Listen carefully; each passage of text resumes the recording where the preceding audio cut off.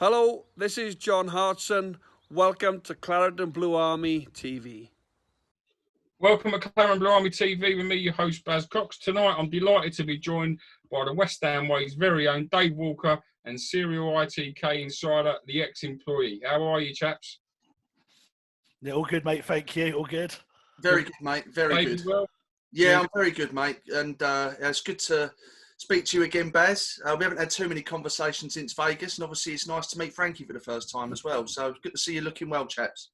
Nice to meet you too.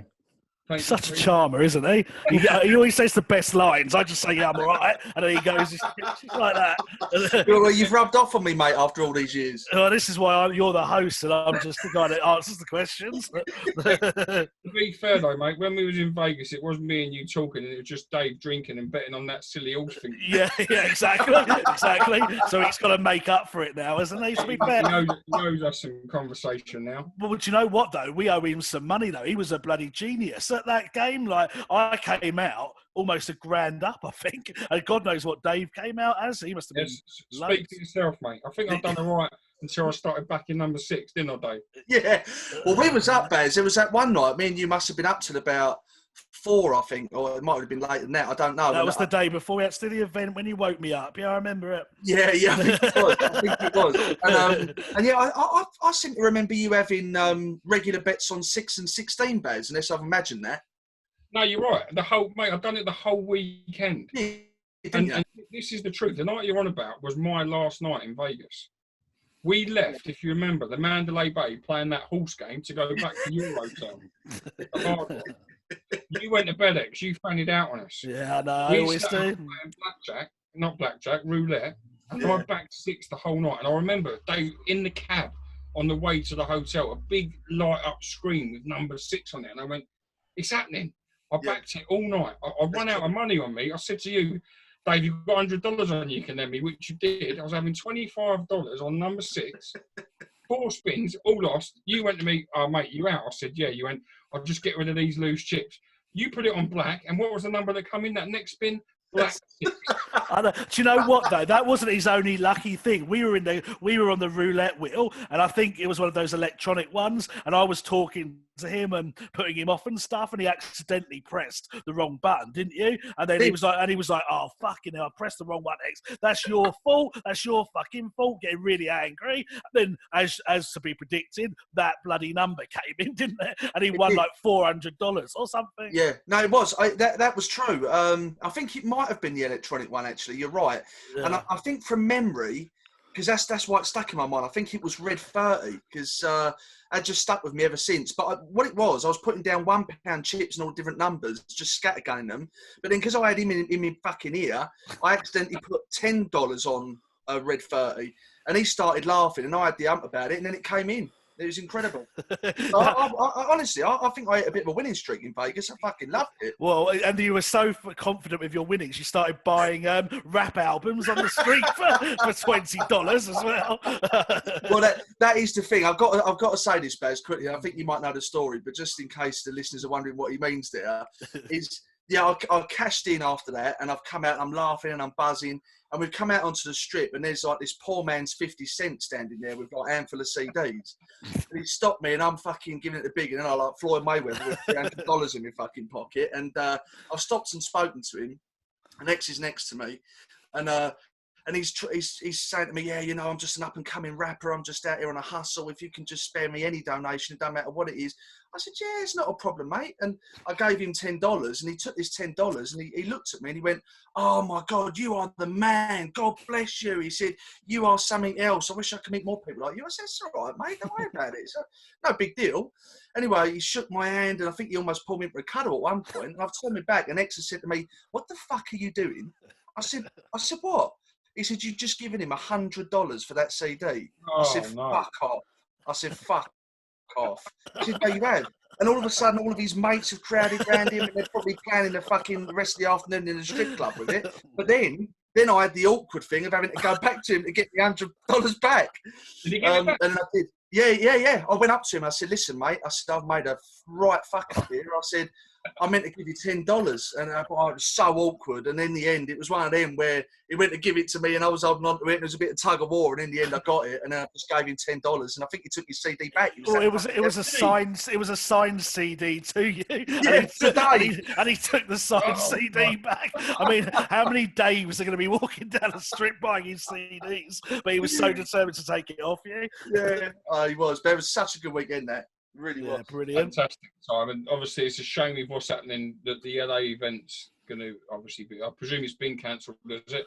Not yet, because John Black, who's the organizer of it, is still saying that in Las Vegas or Los Angeles, we're intending to do it, that they might reopen in sort of August time. But then obviously it depends if there's any football games to watch. So it's not officially off, but it might be. I'd be interested in going again. And Frankie, I'd advise it. I mean, we spoke to the American Hammers the other week, didn't we? And we had a great chat with them, and obviously the experiences that we shared with them.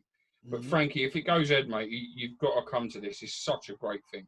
Yeah, I'll be there. I mean, I go all over, really. I used to go to watch all the games in Sweden with a lot of the Swedish Hammers and get involved in anything that I can. So, yeah, I'm always up for a little trip, mate, anytime. The only thing I'll tell you, and Dave will back me up here, if when we go out of an evening, make sure you've been down the gym in the day and pump your arms up, because X likes to walk along the street falling asleep. I have never, and generally, I have never seen anybody sleepwalk like that. Having a conversation asleep. Do you know what? It's really weird, yeah? I can do that quite frequently. And the thing is, some people don't know that I'm actually asleep. They just think I've hit a point of drunkenness where I've gone absolutely off the wall. But I can actually do it quite a while. And like you said, I can almost walk like horizontally. Mate, you was eating your Big Mac meal, whatever it was, in McDonald's asleep. I've never seen you were snoring, biting a burger. Truly. It's unbelievable. I mean, it was. I think we might have been outside Caesar's Palace, Baz, weren't we? And it was me, X was in the middle, and it was you. And I think we were just coming back from McDonald's, and we're walking along, and I think me and you were chatting, and all of a sudden we've heard some sort of snort, and we both looked at X, looked at each other, and we thought, what the fuck? He's literally walking with his eyes closed, snoring. Like you, Baz, I've never seen anything like it in a fucking life. But you can't say like you're innocent in all of this, Dave, because I had to share the hotel room with you, and you come in at 5, 6 in the morning fighting Tottenham fans. So I was exhausted. Was you in that kettle again? Yeah, exactly. Yeah. Do you see that's gone viral, mate? A number of accounts have picked up on that. Yeah. Yeah, it came from my uncle, that one, so I can't take too much credit for it, but if it's going round, I'll take it. Yeah. It's like that Harry Kane one. That's going round. Yeah, that went round, I mean. Yeah. Reborn on TikTok, actually, from someone else who's probably made a few quid out of that. So oh, really? Brilliant. Yeah. Yeah. Happy days. But no, great times, and I very soon we get back to a bit of normality. You can share them again, a bit like your events you put on. You know, everyone's missing out, not just West Ham fans, but football fans in general across the country. And because there ain't loads to talk about with West Ham, I've got some questions for you both on football in general. I will finish with West Ham, but I know you two have got very good opinions, which I respect. You know a lot and talk a lot of sense. So I want to just ask you really about football in general, with how things are. How do you see the game moving forward? Reference money, transfers, attending stadiums, the TV format, if it's all played behind closed doors. Will Sky make them pay-per-view games? And will you only be able to watch your own side? You know, what's your thoughts on all of this? X, I'm going to start with you. Well, financially, this has had a massive impact on the game because obviously you haven't had the revenue that you would have had for the last 2 months. If they don't, if they go behind closed doors, then obviously they're going to lose revenue on that as well. And that's not just from gate receipts, you know, that's from the whole, you know, people going to the club shop and programs and everything else that goes with it.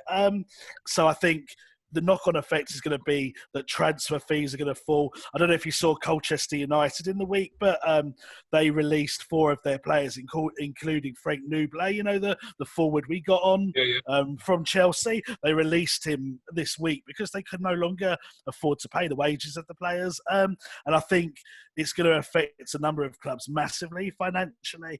And in terms of going to the game until they've got like a what's it called, a vaccine or whatever for coronavirus, I don't see how they can have capacity crowds like we used to. I don't even see really how they can do this behind closed doors. I know the Premier League are adamant they want to do it because of the amount of money that's going to be lost, and they reckon that so many clubs are going to go out of business. But really, if one player in your team gets coronavirus, then effectively he can infect the whole team just by being on the team bus with them or whatever. And then what happens if you've got a whole team that you can't play? You're expected to play your youth team and then potentially get relegated? Yeah. I just don't think there's any other thing that they can do that's fair other than cancel the league, like it's been done in France, like it's been done in Holland as well, Belgium. I think we have to follow with them. I just don't see that there's a logical way of continuing it. Dave, you feel the same way? Yeah, I do. I mean, I'm still chuckling at the fact that I'm sure X called Frank Nublet Fred Nublet. I don't know if any... But mate, that's the proper way to pronounce it. He's from a French background, right? So you go Nublet like that, really. I think you called him Fred. That's what I was. No, I called him Frank. You need to get your ears sorted, mate. I'll let you off. It's such a strange situation, isn't it? I mean, I've never seen anything like it before. Might not ever see anything like it again. I mean, it's all speculation, isn't it? Playing behind closed doors. I mean, it's cheating the fans. The fans can't go, and the fans influence games as well, which then lends itself to the idea of potentially a new broadcasting deal for Sky or BT Sport to fight out to televise all these for maybe a monthly subscription. I mean, this is something that we spoke about recently on the podcast, actually, and I can't for the life of me understand why someone hasn't taken the initiative to put out like a Netflix model, like a DAZN have done in America. And or like what they do on Amazon. With those a couple of times this season, haven't they? Exactly. So there's already kind of been sort of one foot through the door in that respect, but just do a one-off price every single month for, say, 15, 20 quid even, where you can watch every single live Premier League game regardless, all 38 games, no exceptions, because the uptake will be incredible. You know, if you don't go to West Ham, it doesn't make you less of a West Ham fan than the ones that do. And there are millions and millions of West Ham fans in the world, but we can only get 55,000 of us in that stadium. So the amount of people that would pay for that subscription would be through the roof. So that's one box that would be ticked. The other box that would be ticked is the one way that all the other millions and millions of West Ham fans do watch West Ham is through dodgy illegal streams. And that's one thing apparently the government are so hell-bent on clamping down on. Well, there's your solution. You could put an affordable, reliable solution in place, and people will absolutely flock towards it. So that's one solution if they continue to play out the season. The thing is, though, like to touch on what you said earlier, Dave, you said, it takes out the home advantage as such if you're playing behind closed doors. And for me, that's a real legal issue, because if, let's say, I don't know, a club gets relegated on goal difference or whatever, and they lose one of their home games behind closed doors, realistically, they could argue that they had the home advantage taken away from them because it was like a neutral venue, because there was no fans there. So, like, West Ham have still got to play Watford, Aston Villa, Burnley, teams like that, which at home you'd expect us to win, but a neutral venue as such with no crowd, I think it takes out the home advantage, and then that in itself presents a problem that where teams can say it's not fair. Yeah, true. I was sent a message yesterday that was forwarded from someone within football that said Premier League is back in June. I have a lead source from someone that works with sports travel agencies and the managers, and they've had to set up with top teams such as Spurs, City, Wolves, Newcastle, Rangers, just to name a few. And the company is being tasked to arrange hotels and travel for 8 weeks starting mid-May, All Premier League teams will play their remaining games at St George's Park behind closed doors for TV rights only. The complex will hold and host 2 to 3 games a day that will be streamed live.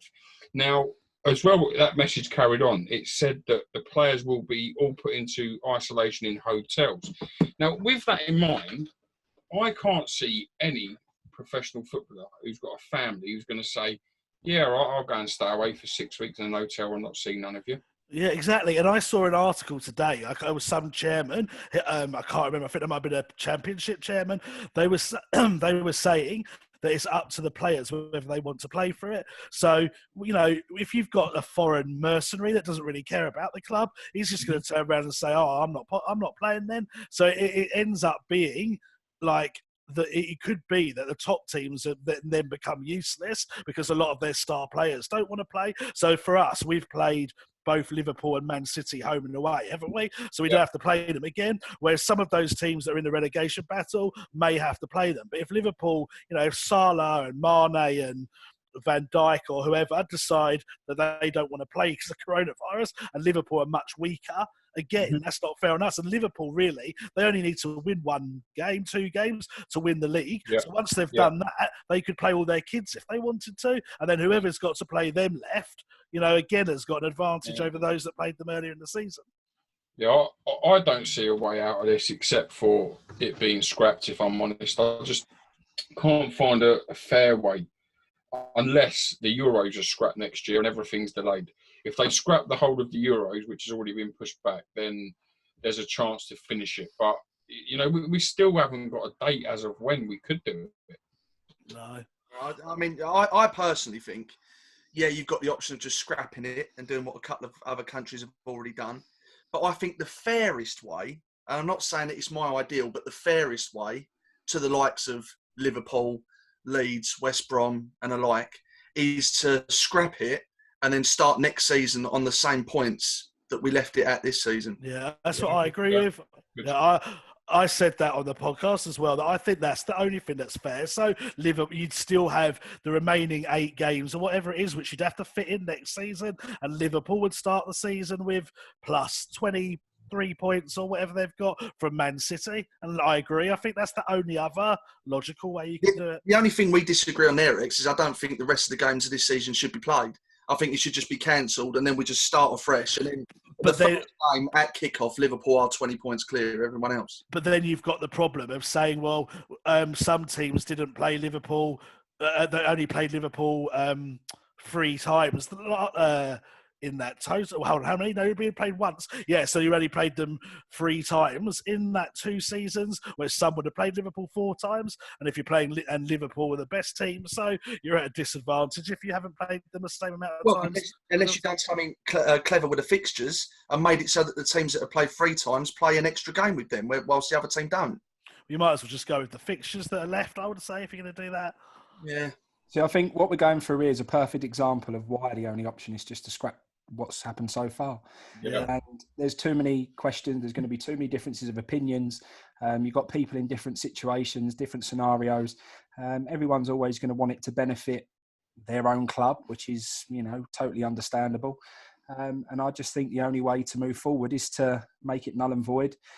Start gearing up and getting ready for the new season. And I think one of the biggest problems that you're going to face is if you start to try and creep back into football, and then a player suddenly does come down with it, and it could have been because of, you know, the fact that the season was resumed, then what happens? And I think that then all of a sudden we go into a stop-start scenario where it's never going to be good for anybody. I think we're better off having that clear slate, letting everybody, you know, get through the peak of where we're not even really over that yet. Let's get it down to, you know, a sensible place for everybody and start the season again when the next season was due to start, and back we go. And I know some people are going to be really put out by that, and they're going to be, you know, upset because, you know, all Liverpool fans today, you know, are they going to get? You'd think that they'd be in a position to do what they've done this season again, but there's obviously no guarantees. But I just think there is too many questions, and I think the only thing to do is scrap it. And you know what happens if the worst happens and a footballer gets it? If we've tried to resume too early and something really bad happens, it's completely irresponsible.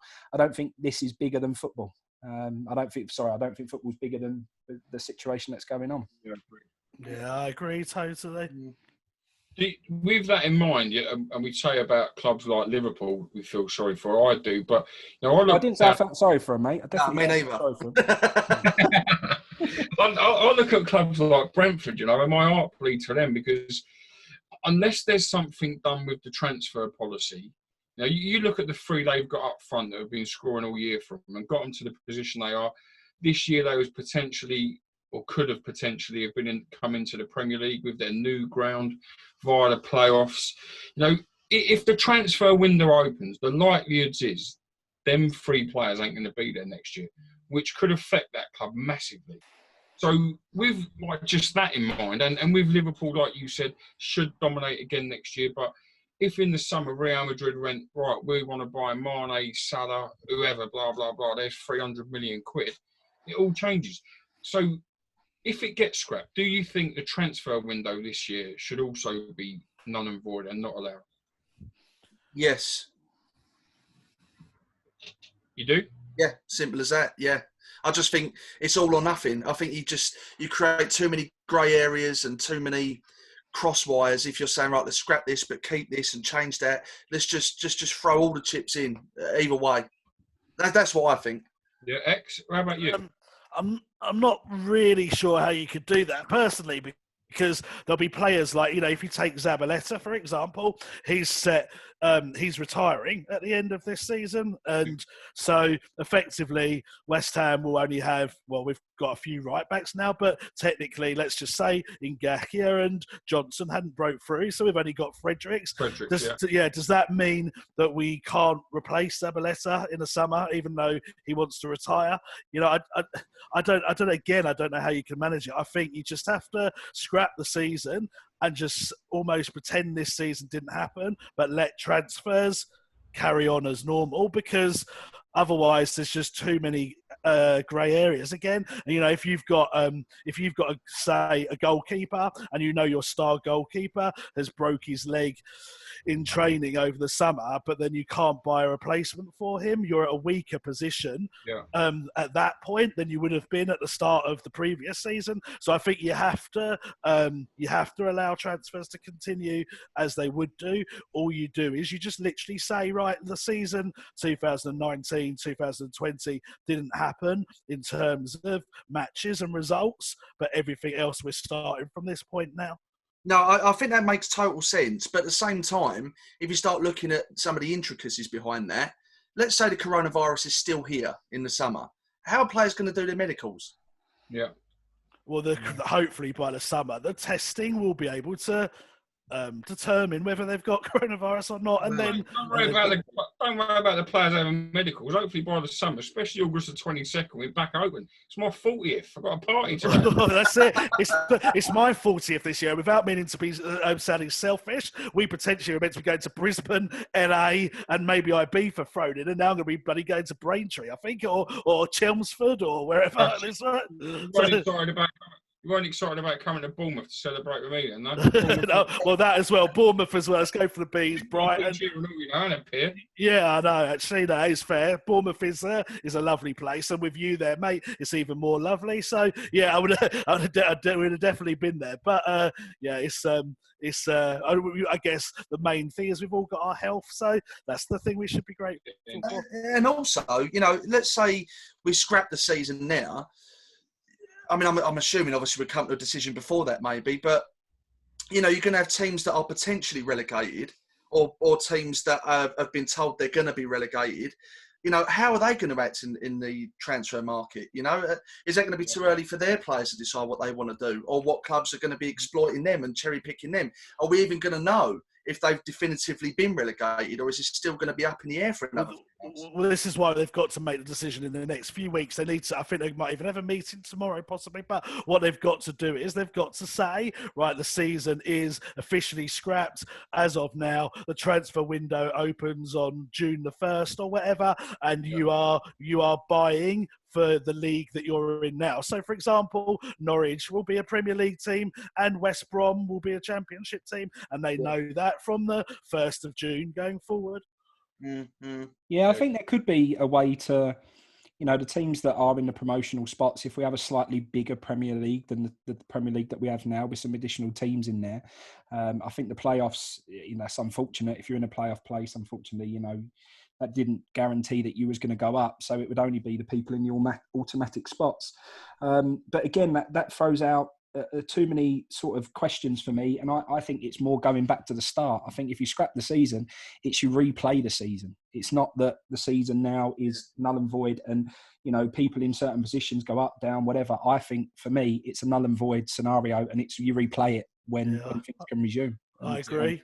I agree. I think, and there's a reason that France and Holland and so on have done that. Although I don't know if I read it properly, but as I was literally about to go on air, I seemed with you guys, I saw that the French league may have relegated two of their teams, even though they've no one voted. Yeah, I mean, I might need to look that up, and it just quickly popped up on my phone, but so we can probably check while we're on air. But I'm pretty sure that it came up that they've relegated the two bottom teams in France, which surprised me. The transfer thing's interesting for me, and I do agree with what X has said there, and I don't think it is possible to not have a transfer window. But when you was explaining what would happen if you didn't, I was actually in favour of it. The fact that you would have to play some younger players, in Gakia and players like that, you'd have to bring through some youth. Yeah, I think that could only be positive for the country, for our national team. I actually think that would have a really positive effect. And, I know the Premier League's all about money and they want the best players from around the world in the league, and I understand that. But, when you was explaining it and you said, you might have to put in some of these youngsters into place, and you might be a bit weaker, but everyone's in the same boat. I'm not totally against not having a transfer window for a short period of time. Well, and do you know what? It's not only that. I mean, X makes a fair point when he says about what if your keeper breaks his leg in the summer? Well, what happens if your keeper breaks his leg on the first day after the transfer window's closed? It's life. It happens. And that's the reason you've got a squad. And some of those squads contain youngsters that can't get a sniff. And what better time to bring some of your players through when Zabaletta's replaceable. The only problem you've got, so I've got two things to say because I've just looked on my phone about Toulouse, and it has been, and they are one of the teams, and it does say here that if they get relegated, because they're the bottom club quite significantly in the French league, it says that if they do get relegated, they're gonna take legal action against the league. So there you go. It just shows that it's almost an impossible scenario. But what I was going to say of the transfers as well is that if you take what was I going to say? I forgot. Oh yeah. If you've got no, I've forgotten. Come back to me. I was too busy reading the Toulouse thing. There was something I was going to say on the transfers. I was just about to big you up as well and say you're right again, X. All these fraud stories you keep giving us. You just delivered another bit of fact there about Toulouse being relegated and Amiens, whatever they're called. Yeah, exactly. My French is brilliant, as you could probably tell with Amiens. How do you pronounce it, X? Being a bit French with New Belle. I'd go for Ames, but all I really do is just put a gruffier voice on. Really, I don't think that's how you pronounce it. Sounds like a Scottishman. Ames. Yeah. Sounds like you're worded in a slightly predatory way. Yeah. Sounds like Machiavelli at one of your events, lads. Yeah. With all the transfer situation that obviously no one's going to know, within these transfers, you've always got the agents who cause problems for many clubs. We've seen it over the years at West Ham, no doubt others have. Do you think that these agents should all be capped with fixed fees each, or do you think there's a place for them in the game? Do you think they should be removed altogether? Well, I've just thought of what my point was earlier on the transfers, and it links to that, actually. So what I was going to say is most of these clubs I reckon from like Man City and Chelsea and people like that will be fine, but the majority of the Premier League teams downwards are going to be in financial trouble as a result of coronavirus. Now, if we're saying that we're not going to have a transfer window, that means that those clubs will not be able to sell any of their players and therefore won't be able to keep themselves afloat either. So I think that's an argument for keeping the transfer windows open as well, which is what I was going to say. And that links to agents. Agents do take far too much money out of it. I mean, if you look at the statistics of how much money an agent gets out of a transfer deal, bearing in mind that often it's just a case of them saying to their person, right, this club wants you, this is how much money we're going to ask for. And that, I mean, I know I'm belittling their role, but it's not like the most complex of processes. They get millions and millions and millions for being agents in the top deals. And I just think there's got to come to a point now where we have to say to these agents, you cannot command the fees that you are, because everything else has had a hit. So you guys need to have a hit, because effectively they're not beneficial to football. All they do is negotiate transfers. That could be done without them. Yeah. You know the Fabianski transfer and the amount that the agent took for that, is that common knowledge? Have you broken that publicly or not? I don't think so. No. You Okay. can, though. You can, though. Go for it. I don't know if I should, but go for it.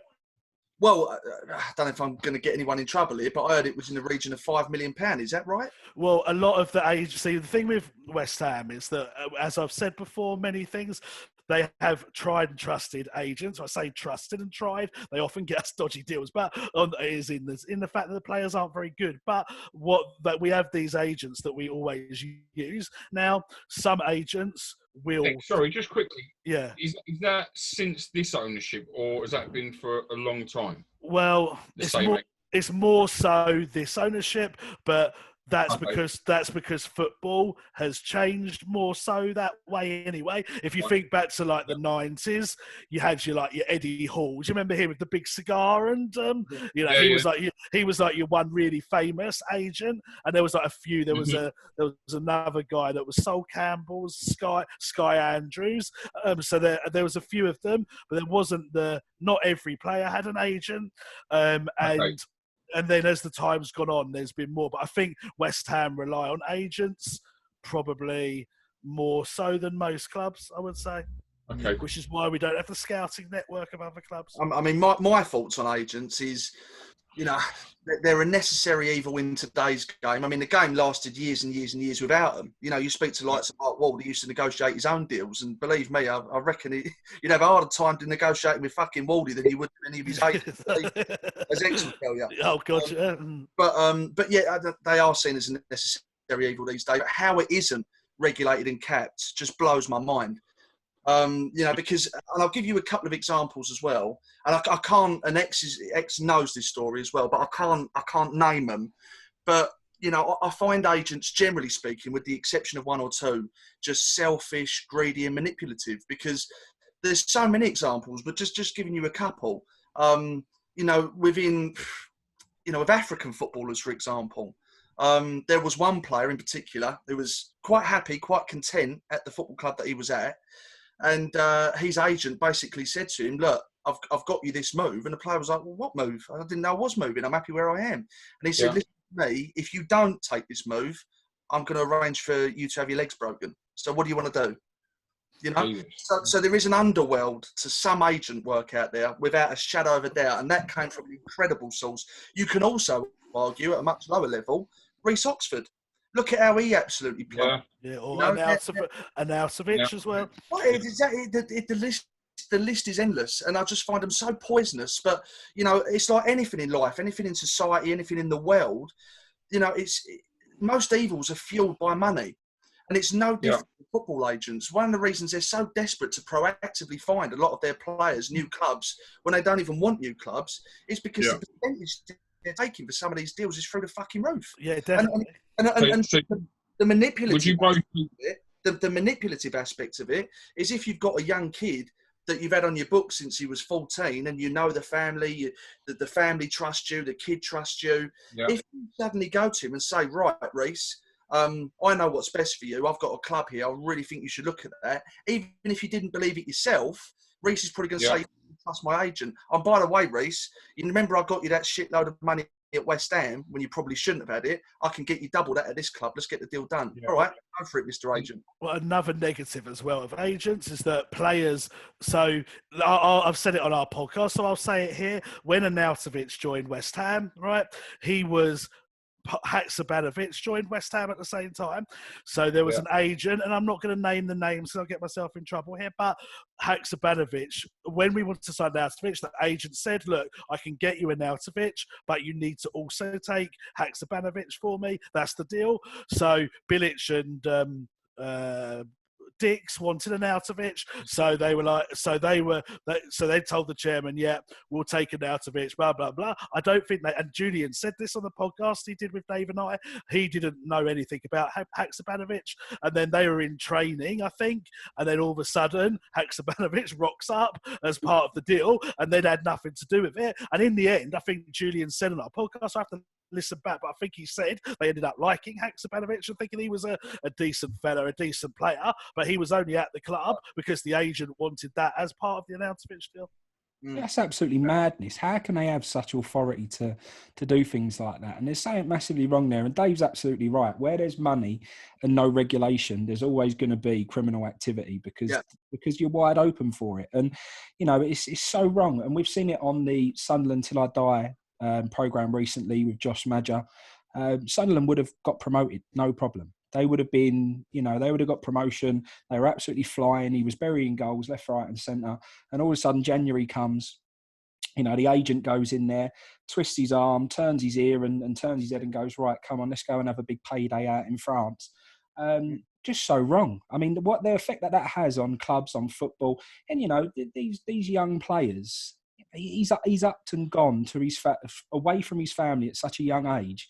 I don't think there's any regard for their mental well-being, for their futures, for after planning of their careers or any of that. It is literally just to line their own pockets with money. And I think that's a real big problem. 100%, and that's what happened with Arnautovic as well, because his brother Daniel, I think his name is, wanted a bit. You know, he only had one client, and that because they're brothers, his only client was Marco. So, in order to make any money out of being an agent, he needed Arnautovic to make moves. Now, Arnautovic comes to 29, 30, and they realise that he's playing well for West Ham. He's pretty much got one big move left in him for him to make any agency money. So he touts him to like Man United, Chelsea, Inter, like literally anyone that would listen. And it was only the Chinese clubs that would go anywhere near the figures that he wanted. So then he ships his own brother out to China and obviously Marco's not innocent in this, but ships his own brother out to China in a league which is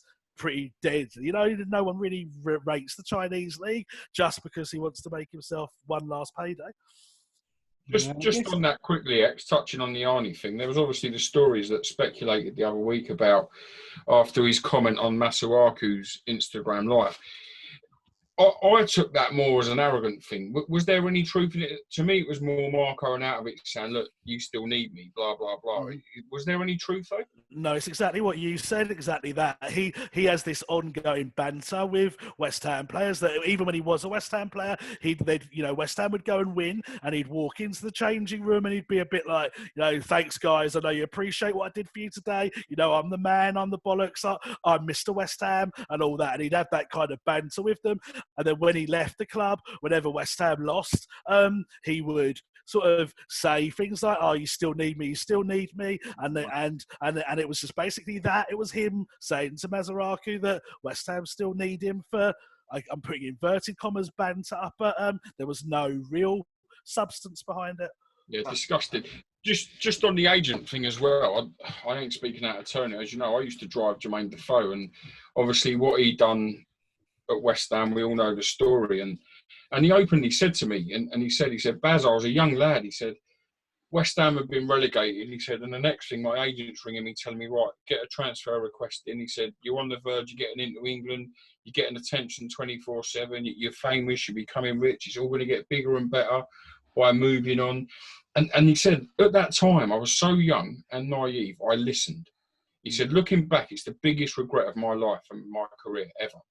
He said, but he said, because of the influence that my agent had on me right up until that day, I think it was touched on earlier, he followed the lead of the agent, and like, they are just dangerous throughout, and I think Defoe's a good example, and that's why these people, I mean, I've just listened to the Lockdown Tactics podcast with Chris Boyd and Robert Snodgrass, and Leon McKenzie's on there saying how he's now trying to advise younger players in the game for after football.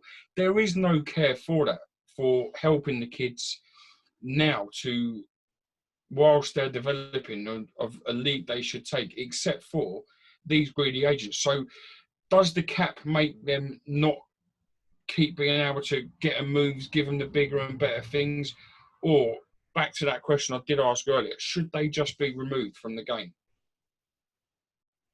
Yeah, it's an interesting question. I mean, ideally, I'd like to see him removed from the game. I mean, I don't know why, to be honest, a player in this day and age has an idea of what a fair wage is, has an idea of what the top earners are on, and has an idea of what is the definition of being underpaid at this level. So everyone's, got their own mindset. Everyone has a brain. And I just think, one of the best people that you can have in your corner for those sort of negotiations is your family.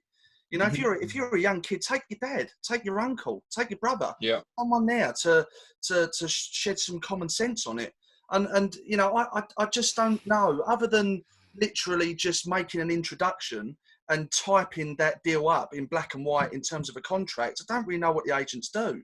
No. And if, it's often been said that with trusted agents come to West Ham and propose new players. Well, fuck me, scrap that and actually invest in your recruitment. Yeah. And have your head of recruitment come to David Sullivan and say, I've got a player for you here. That way we might not keep wasting money on fucking show ponies that just want to take the piss out of the club all the time. Yeah, no, I get that. Perfectly brings us on to the next point, really, which is there's talks about West Ham needing another overhaul. And why do we keep needing an overhaul every sort of 2 years and having a complete change of personnel and loads of deadwood got rid of? And, why do we keep ending up in that position? I mean, from X's point of view, have you heard anything along those lines of that is something that's being suggested and do players need to move on? And, is the fact that we're so reliant on agents a big part of that?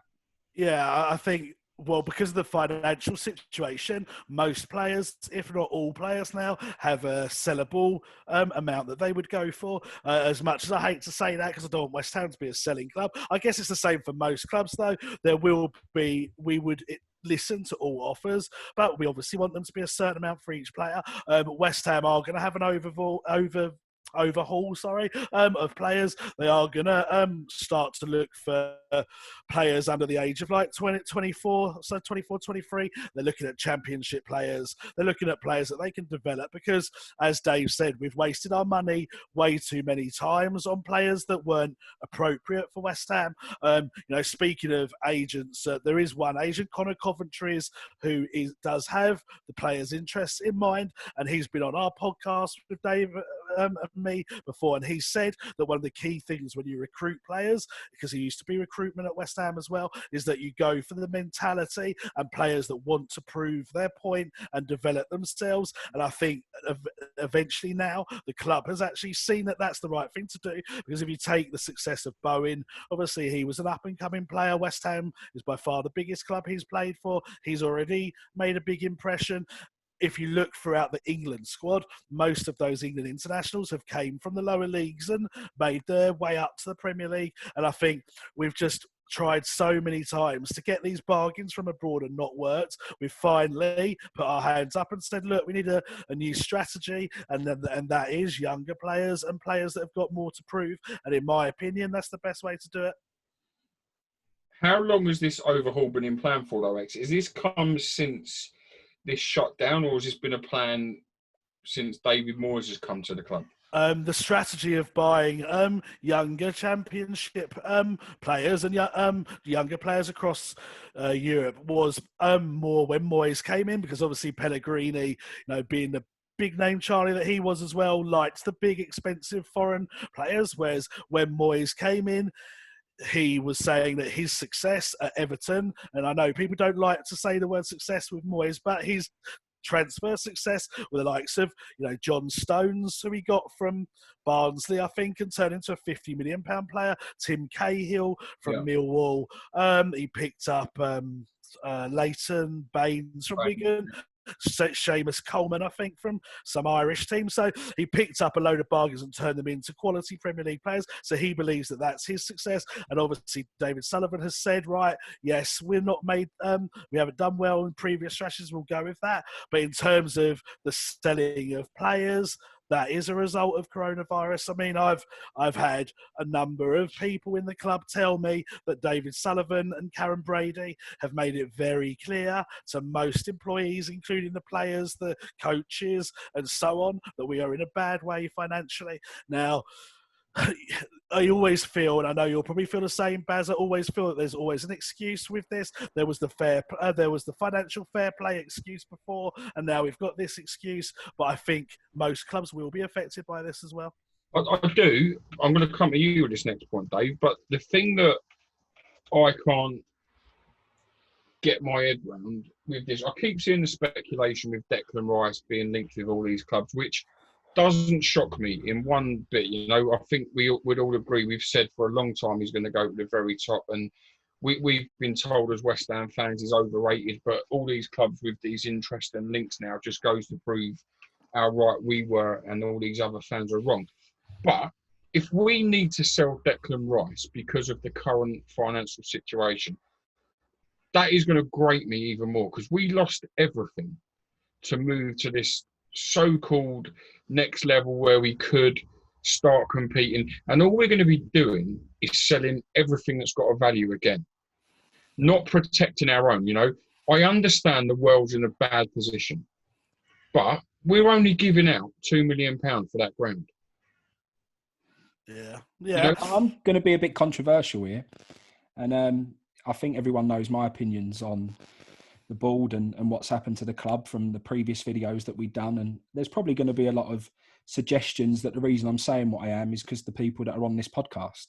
But I'm very outspoken with what they've done and not being happy with so much of what they've done. And I'm the first to really shoot them down, to be quite honest. However, the way they've behaved with everything that's gone on and not furloughing people and keeping people in jobs and continue to pay people, I don't know whether it's a bit of a publicity stunt to try and get people back on side of them a little bit, or whether it's a genuine sort of feeling that they felt that that's the right way to behave and that's the right way to act. But I've been nothing but impressed with what they've done with regards to the people that surround that club and the employees of that club. Excuse the pun with X being on here, but I actually think that they've, acted quite well, to be honest. And if that does mean that some people do have to move on because of that, for me, paying 500 staff is a lot more important than one player. I respect that, but my trust has completely and utterly gone with them, and that what they're doing now for me will only come at a cost to us as a fan. That there'll be another loan, no doubt, with a huge amount of interest put on it in time to come, which they'll claim that money back. They're not stupid. But Dave, if West Ham are to sell Declan Rice because of the situation they're in now, and not because Declan Rice is knocking on their door saying, look, I want to fulfil my ambition and leave the football club. If he does that, I totally and utterly respect the sale. But if it's because it's to move him on because of the financial state we've got in now, how would you feel about that?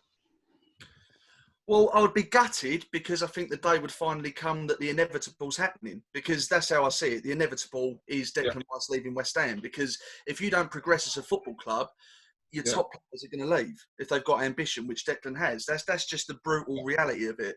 I've got to be honest, whilst, like Frankie, I stood by the board for a long time. I'm not saying you did, Frank, but for me personally, I stood by him for a long time. I definitely 100% believe that the time is now to move on. And once again, I find myself being envious of it's Newcastle's turn now, and it to be taken over, and they can start dreaming.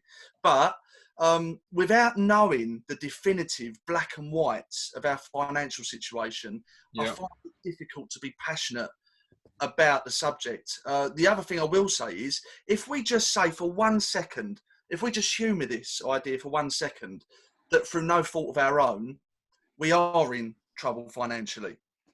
I would rather sell Declan Rice for 75, 80 million than potentially keep him, who is a player that is going to want to move on eventually. That might be next season. Then have to sell 4 or 5 other players. Yeah, I respect that. I think that's what will hurt, though. The fact that you're going to go and get 70, 80 million, and most of that is going to be to balance the books rather than bring in 2 other world-class players to try and improve the team.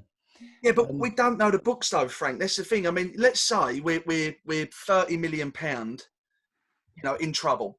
If we get £80 million for Declan Rice, the board might say, they might not, but they might say, well, he's £50 million, Dave, to go and play with. Now, if our strategy is to look at young, hungry players from the Championship, how many of the top boys from the lower divisions are you going to get for 50 million? Personally, sorry, X, but we discussed that a little bit on, I can't remember what show it was, whether it was Sunderland or the Newcastle one. But actually, that's what it takes. It needs a board that's transparent and turns around and says, look, this is what this has cost us. This is where we are. And if they did that, I think we'd all, yes, there's still going to be people because of all the previous lies. And absolutely, I've never really backed them from day one, to be honest. I've had nothing but negatives to say. But in this instance, being a business owner and seeing that, and what annoys me more than anything, right, and this really, really does get to me, that people like Daniel Levy at Tottenham are a very, very rich club. Now, they've furloughed 500 odd staff. Now, that money, and that was in month 1. They didn't pay those staff's wages. In my business, I didn't need to furlough from month 1 because I already had the money in the bank from clients and from deals that were going on to pay my staff at the end of the month. And everybody should have been in that same boat. But so many people jumped on the bandwagon of the government are helping out, let's just take the money. Now, that government money, there isn't an endless pot of money there. It's not unlimited funds. And we're going to suffer after this because that money's got to be repaid one way or another, whether it be through taxes or whatever. Now, that money that Tottenham decided they were just going to take off the government from day one is taking away from money of small businesses that need that, really and truly desperately need it because they've only got a couple of £1,000 in their bank accounts and they need to pay their staff. And it was an absolute liberty what some clubs have done. And they should be absolutely held to account of why in the first month of this crisis happening, did all of a sudden they not have enough money to pay their staff. And so many of them did it. And the fact that ours didn't, I was actually quite surprised that they didn't do it. And I actually really that was the only thing that I can say they've ever done that I actually agree with as a West Ham fan. And I commend them for doing that and credit where credit's kind of due. Yeah, I agree. I agree with what you were saying there, mate, as well. I think it is good that they didn't because, like you say, we need, it's really wrong that clubs have done that. With West Ham, I guess one thing you could say is how many staff do we have comparatively to the other clubs because we don't own our stadium. So we don't have to employ the amount of staff that Tottenham do, for example, because all of those employees that do the food stands or the programme selling or the security at the stadium, they're not technically West Ham employees. They're London Stadium and the companies that own the London Stadium, they're their employees. So it'd be interesting to know if you compared Tottenham's employees to West Ham's, how many it actually is that West Ham would have had to pay and how much Tottenham's would have had to pay before you actually fully understand whether West Ham have been as good as we hope they have been. And the other thing I was going to say in relation to what Dave said he wanted to sell Declan Rice rather than sell 3 or 4 players. I think I'm the other way round. I'd rather keep Declan Rice and sell Lanzini, Anderson, even Allaire maybe, and keep Declan Rice because I think in terms of those 3's performances, they can be easily replaced by a championship player. In terms of Declan Rice's performance, he can't be replaced. I don't want to sell him. Don't get me wrong. I don't want to sell Declan Rice, but we are talking about a player who will leave West Ham. There's no way he will spend the rest of his career at West Ham. And it's just my personal opinion that I think that time will probably come next season. And that's just my opinion. Yeah, another 3 or 4 years. So, are you going to keep him and release other players and replace with other players that might not make the cut, or keep the bulk of the squad and sell Declan Rice or keep Declan Rice for him to leave in 6 months' time anyway. Yeah, true. I do think we are at the risk of Declan. As much as he loves West Ham, he is an England international. He has the potential, the ability to play for a top club, win the league, play in the Champions League and so on. I do think he would have liked to have progressed and stayed at West Ham had we been able to offer him any hope that we'd be able to do that, but unfortunately we haven't. All we've given him is relegation battles, so I agree, his time won't be long.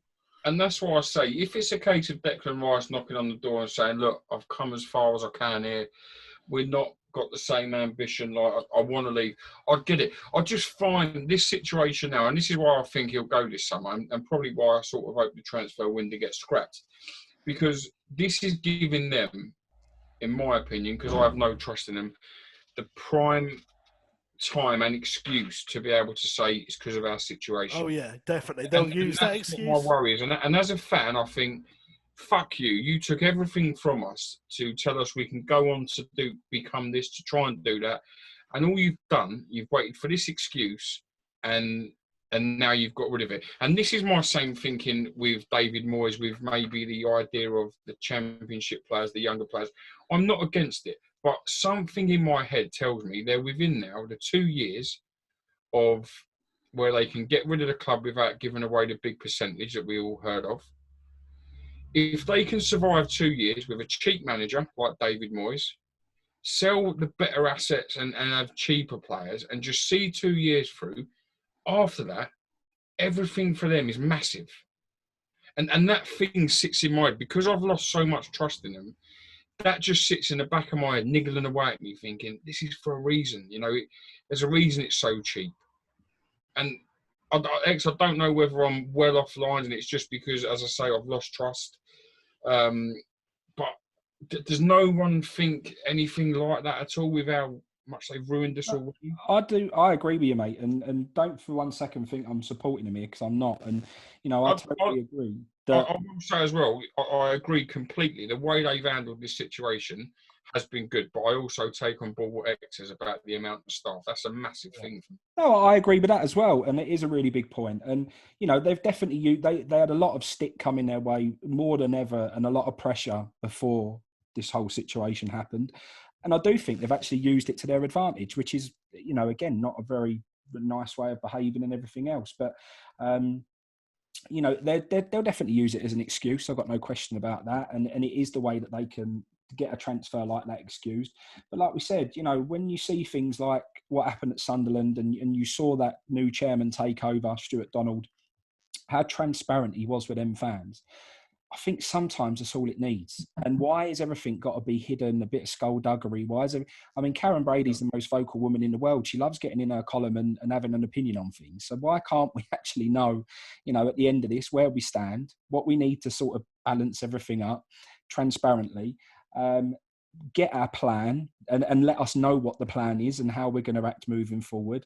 And then we all know where we stand. I mean, obviously, with regards to season tickets and so on, I think we're all still sitting there a bit unsure on what's going to go on with that situation. They're probably holding horses on a little bit on that to try and know what's going to happen with the season.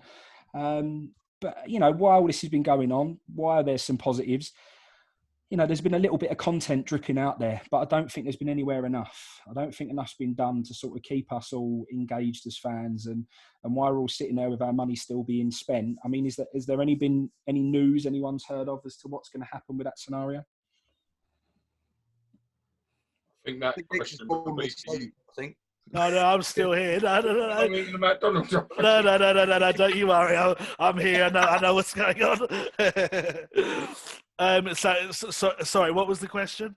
Basically, with regards to season tickets and the money that we've spent, and obviously potentially would have kept the season going to be cancelled, do we know what could happen in that scenario? I don't think they've really planned for it, to be honest. I mean, I've still got my Tottenham away ticket sitting in my drawer upstairs, because obviously we never played that and got a refund and stuff. So I don't think any decision has been made, because potentially at this point, and I don't for 1 minute think this will happen, but potentially because we could go back to the fact that we might be able to go and see our team play these fixtures that haven't been played at the stadium. I don't think that will happen, but that scenario hasn't been ruled out yet. So I guess until that scenario has been ruled out, then the club can't make a decision. If they suddenly are officially told that the season is void or that we're going to play the remaining games behind closed doors, then they can make that decision. But at the moment, there's just too much uncertainty that any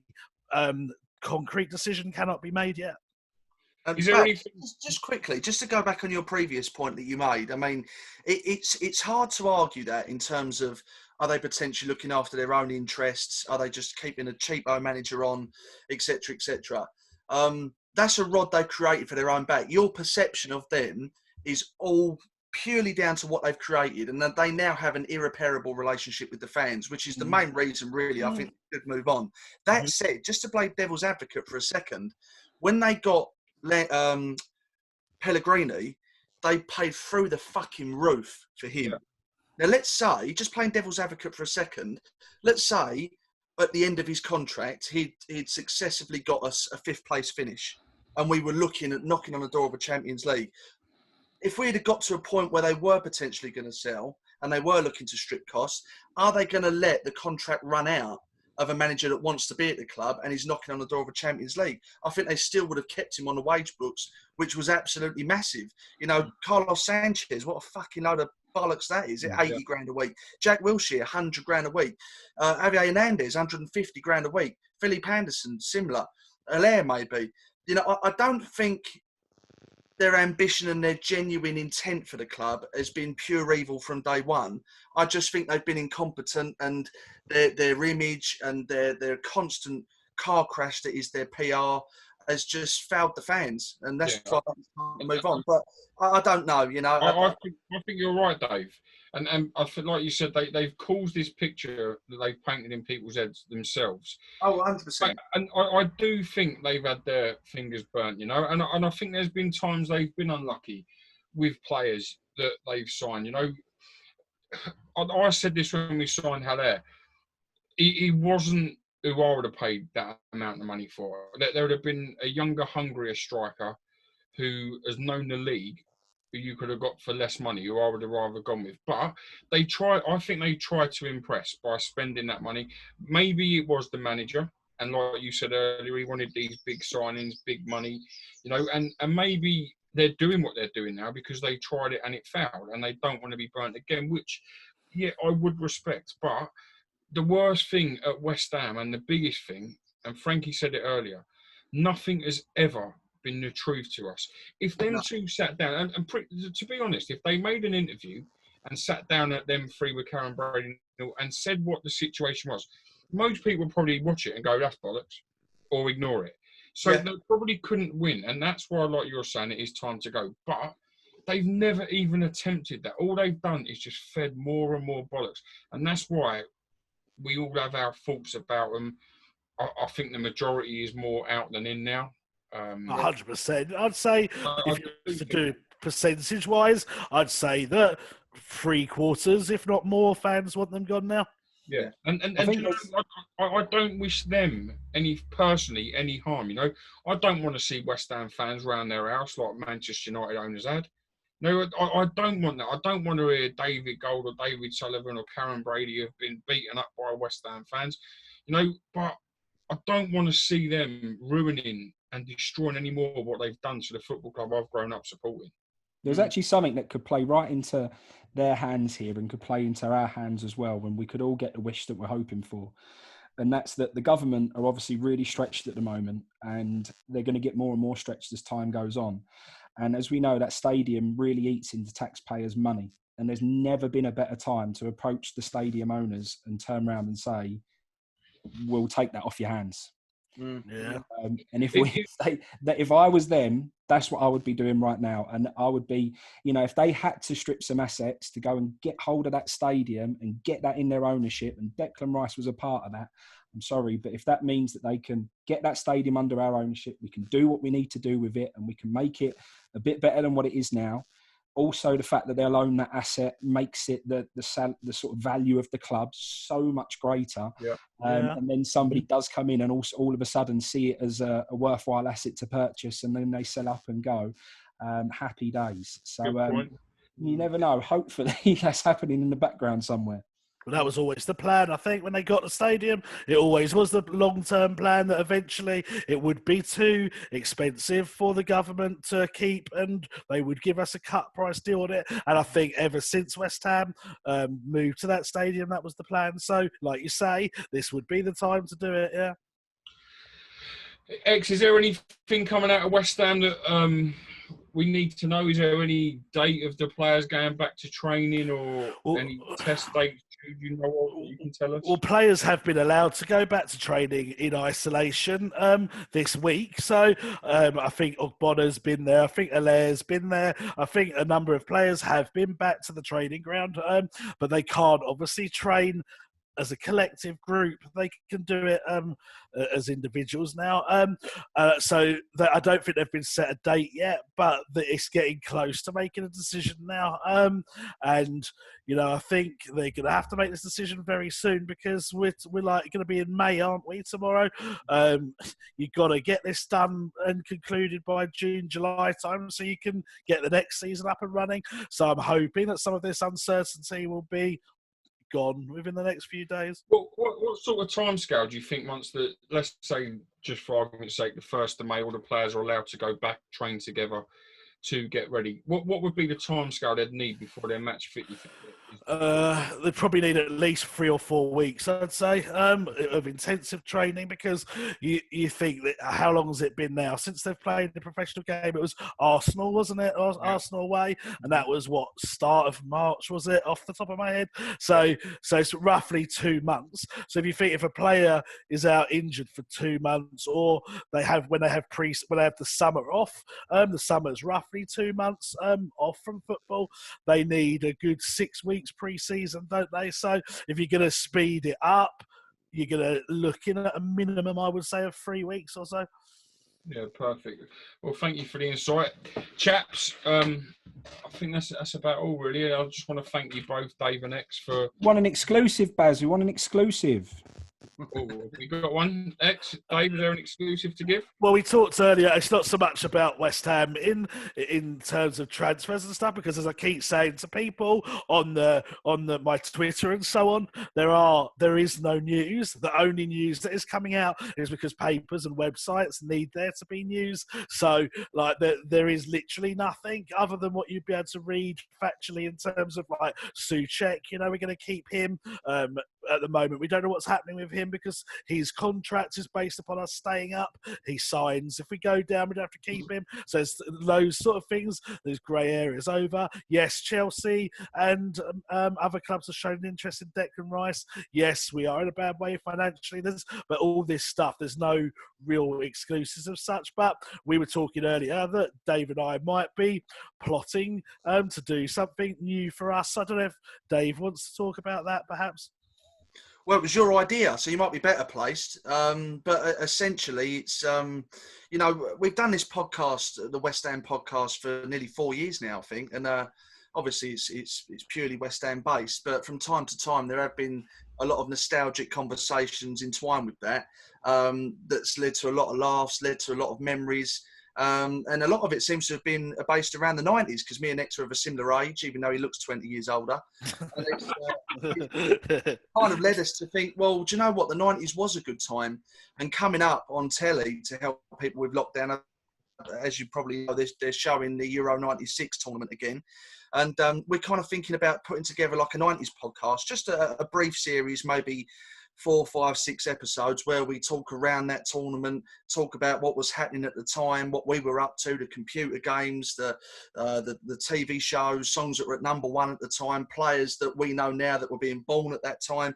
Just a kind of collective, nostalgic overview of the 90s as an era, because it's an era that we were both fond of. So as a little side project, we're looking at launching that. And the good thing is as well, we've been speaking to a couple of players that either joined West Ham or played for West Ham in those eras, or played for a couple of the national teams in Euro 96. So we should have a couple of good guests on as well. So potentially it could be quite an interesting show, and we don't know how it's going to go. There's even talk that I'll be the host and Dave will be the equivalent of me. So it's going to be a complete reversal and stuff.